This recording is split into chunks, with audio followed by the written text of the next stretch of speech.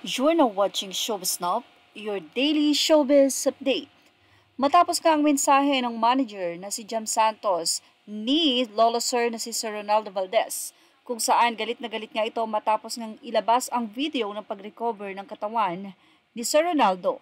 Sabi niya, mga blank, ina niyong bumastos sa legacy ni Ronaldo Valdez. Mga blank kayo, magtutuos tayo pagkatapos kong magluksa. Why people can be so cruel? I can't believe it. Ano, para makascoop kayo? Para mag-trending kayo? How can you be so low? Mga walang respeto. A good and brilliant man like him doesn't deserve this. Babalik sa inyo lahat ng ginawa nyo. It's just a matter of time. Tunay na nakakalungkot nga talagang makita sa ganoong sitwasyon ang masiyahin, magaling na aktor at maaliwalas na mukha nito sa tuwing siya ay makikita mo. Sa nasabing video, makikita nga na napakalungkot ni Sir Ronaldo Valdez. Napakasakit kahit nga hindi tayo parte ng kanyang buhay, ng laman o dugo. Pero parte tayo sa pagiging magaling niyang aktor sa panonood sa kanya sa lahat ng movie, project, serye na kanyang kinabibilangan na ating sinubaybayan. Masakit at talaga namang iiyak ka. Kaya naman hindi mo masisi ang manager na si Jam Santos na magwala, magalit matapos ngang lumabas ang video. Pero, gaano nga ba kasakit ito para sa kanyang mga anak? May pagsisisi kaya na bakit hindi ko napuntahan, bakit hindi ko nalaman?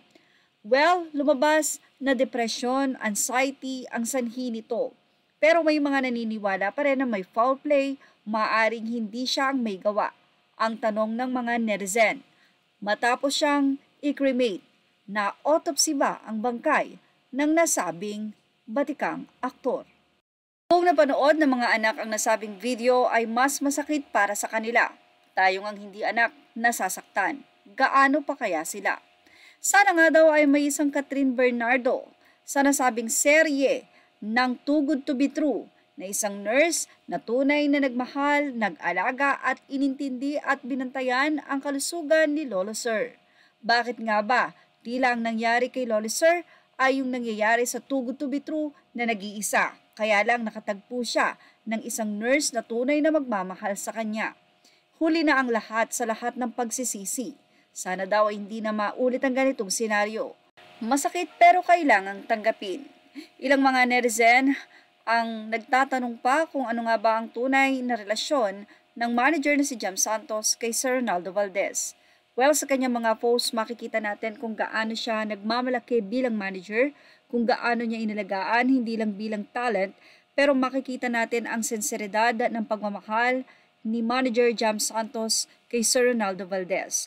Walang halong mali siya, kundi pure love na kung saan ay nakakomit siya sa isang taong mamahalin niya habang buhay na pagmamahal bilang isang magulang, kaibigan at ano paman. Yan ang mayroong pagmamahal si Manager Jam Santos kay Ronaldo Valdez. But anyway, matapos nga ang naging pagbabahagi ni Jam Santos na noong 15 ay kaniyang despedida at last dinner nila matapos niya na December 17. Nagpatiwakal na nga ang nasabing aktor pero ito ay hindi pa kumpirmado. Pero mukhang wala nang autopsy na naganap matapos i-cremate ang bangkay ng aktor.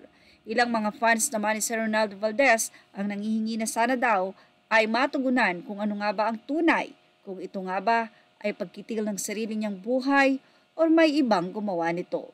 Well, tahimik ang kampo at ang kanyang mga anak, ang tanging hiling nila ay irespeto ang kanilang pagdadalamhati sa pumanaw na mahal na ama.